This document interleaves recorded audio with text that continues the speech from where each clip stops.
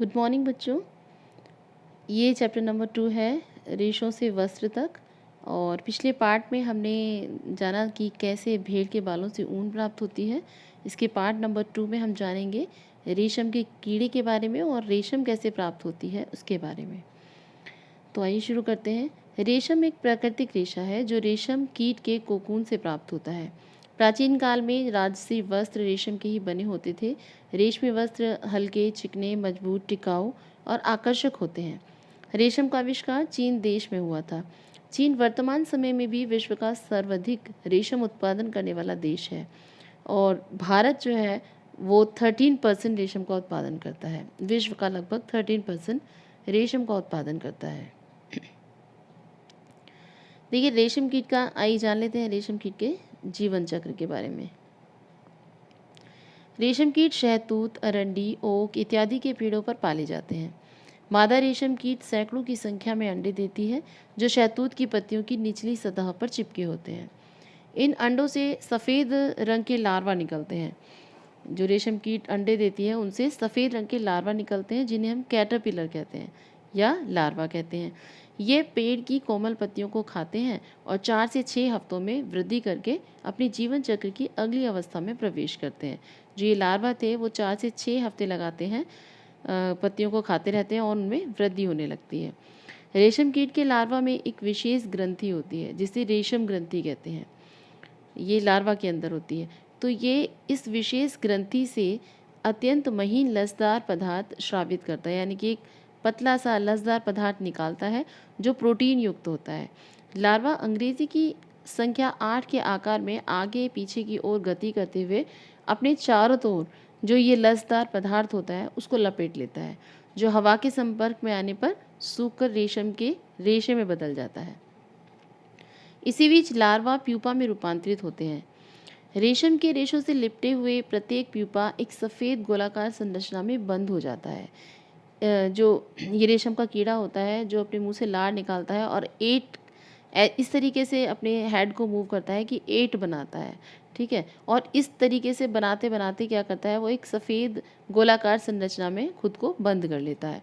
इन pupa युक्त गोलाकार रचनाओं को कोया या कोकून कहते हैं।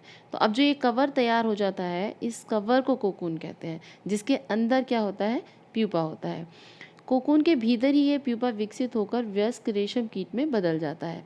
अंत में रेशम कीट कोकून के रेशों को काटते हुए बाहर निकल जाते हैं और जब बाद में क्या होता है, जब वो पूरा परिपक्व हो जाता है उसके बाद वो अपने ही इस कोकून के रेशों को काटते हुए बाहर निकल जाते हैं और इस तरीके से अपना नया जीवन चक्र शुरू करते हैं।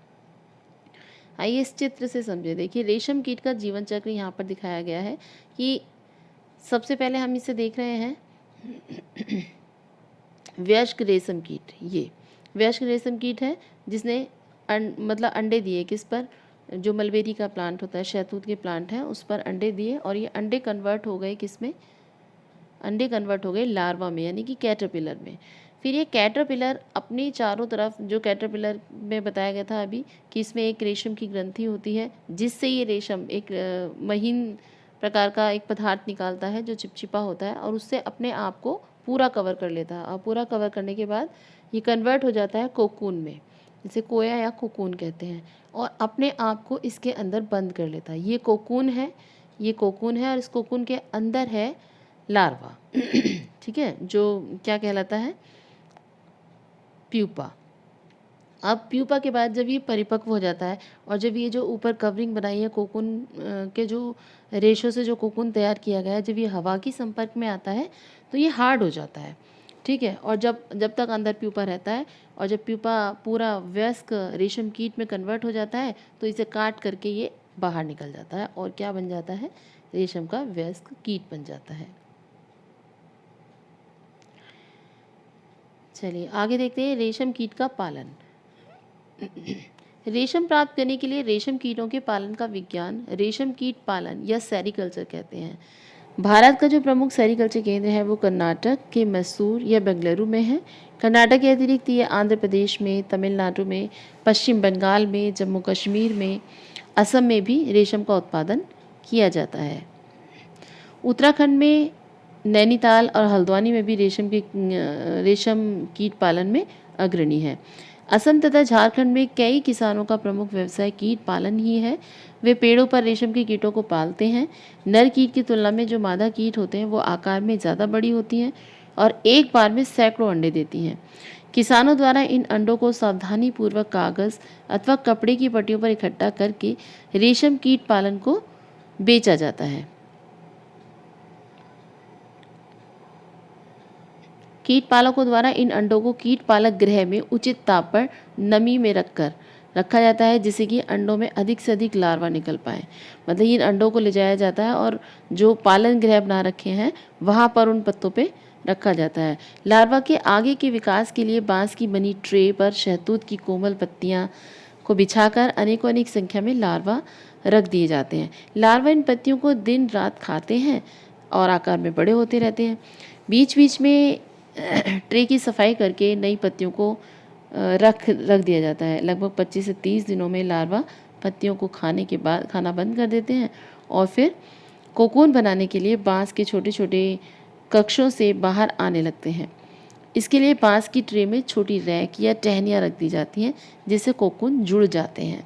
तो ये सारा तरीका होता है ये सारा तरीका होता है कि किस तरीके से सेरीकल्चर में ये आता है सारा, कि किस तरीके से उनके अंडों को ले लिया जाता है और फिर अंडों को लेकर कि शहतूत के पत्तों पे रखा जाता है। मतलब बाकायदा उनके लिए सारा चीज़ तैयार की जाती है जिससे कि वो वहाँ कंफर्टेबल हो सके और मतलब अपने जीवन चक्र को पूरा कर सकें। कोकून से रेशम प्राप्त करना। अब कोकून तो बन गए, कोकून से रेशम कैसे प्राप्त करते हैं? पूर्ण कोकून बन जाने पर इन्हें इकट्ठा किया जाता है। रेशम प्राप्त करने के लिए प्यूपा से वयस्क कीट बाहर से पूर्व ही कोकून को एकत्रित करके उन्हें उबलते पानी में 95 डिग्री से 97 डिग्री तक लगभग 10 से 15 मिनट तक डाल दिया जाता है। इससे कोकून के चारों ओर जो लिपटे रेशों के बीच का जो चिपचिपा पदार्थ होता है वो घुल जाता है और रेशम के जो रेशे हैं वो उससे पृथक हो जाते हैं। इस प्रकार प्राप्त रेशम अधिक लंबे और उच्च कोटि के होते हैं। ध्यान देने की बात यह है कि यदि प्यूपा से वयस्क कीट बन जाता है तो वो कोकून के रेशों को काट देता है, काट के बाहर निकलता है। तो जो ऐसे कोकून से प्राप्त रेशम है वो गुणवत्ता में निम्न हो जाते हैं, निम्न स्तर के होते हैं, यानी कि वो कटे हुए होते हैं, छोटे रेशे निकलते हैं। रेशम के रूप में उपयोग के लिए कोकून में से रेशे निकालने की जो प्रक्रिया है वो रेशम की रीलिंग कहलाती है। यानी कि देखिए बच्चों, रीलिंग ये पूछा जाता है कि रीलिंग क्या है। तो रेशम के रूप में उपयोग के लिए कोकून के रेशों से जो निकलने की प्रक्रिया है रेशम की रीलिंग कहलाती है। इस प्रक्रिया में लगभग 4 से 8 कोकून के रेशों को एक साथ मिलाकर रेशम का धागा बनाया जाता है। रीलिंग विशेष मशीनों द्वारा भी की जाती है।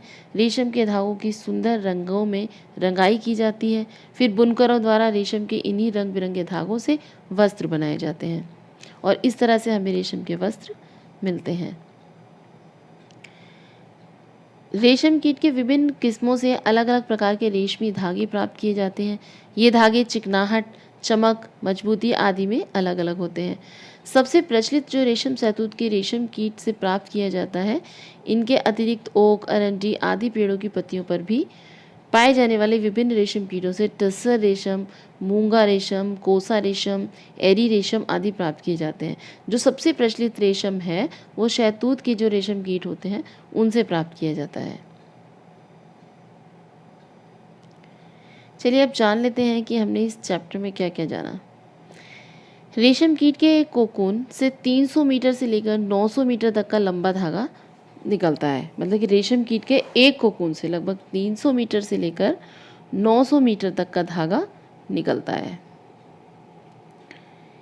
1 किलोग्राम रेशम प्राप्त करने के लिए हमें लगभग चाहिए 5500 कोकून। रेशम कीट पालन में लगभग एक शहतूत कोकून से रेशम प्राप्त न करके उन्हें वयस्क रेशम कीट बनाकर तैयार होने के लिए छोड़ दिया जाता है, ताकि वे रेशम निर्माण के लिए पुनः नया जीवन चक्र प्रारंभ कर सकें। क्योंकि अगर हम सभी कोकूनों को उस प्रोसीजर से तैयार करेंगे तो फिर वो नए कोकून नहीं बन पाएंगे और उसका लाइफ साइकिल आगे के लिए नहीं चल पाएगा। तो इसलिए क्या किया जाता है कि सभी को ना ख़त्म करके वयस्क रेशम कीट बनाकर तैयार होने के लिए छोड़ दिया जाता है। कुछ रेशम के कीटों को। दैनिक जीवन में जंतु रेशों की उपयोगिता एवं महत्व। जंतु रेशे हमारे डेली यूज़ में क्या उपयोगिता रखते हैं, क्या महत्वता रखते हैं? हम अपने दैनिक जीवन में जिन जंतु रेशों का उपयोग करते हैं उनमें प्रमुख रूप से भेड़ के बालों से प्राप्त ऊन है, रेशम कीट के कोकून से प्राप्त रेशमी धागे हैं, क्योंकि हम ऊनी वस्त्र पहनते हैं जो भेड़ के बालों से बनी है, और हम रेशम के वस्त्र भी पहनते हैं जो रेशम कीट के कोकून से प्राप्त होती है। इन जंतु रेशों का उपयोग विविध प्रकार के वस्त्रों को बनाने के लिए किया जाता है। देखते हैं ऊन की उपयोगिता।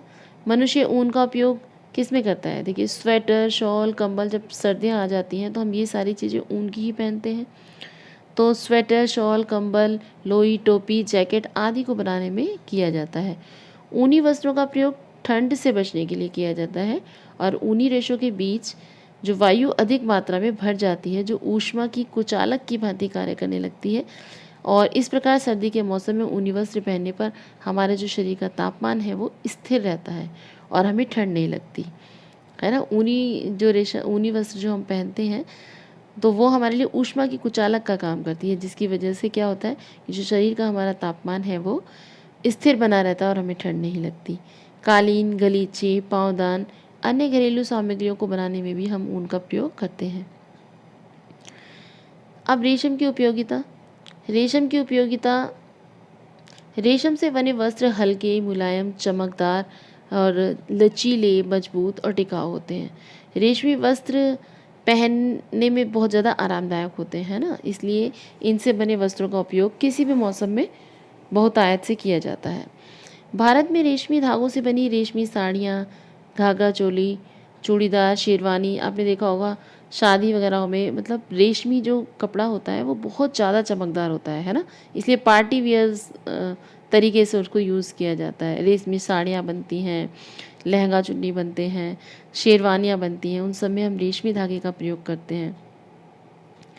विशेष अवसरों पर ही इसलिए पहना जाता है।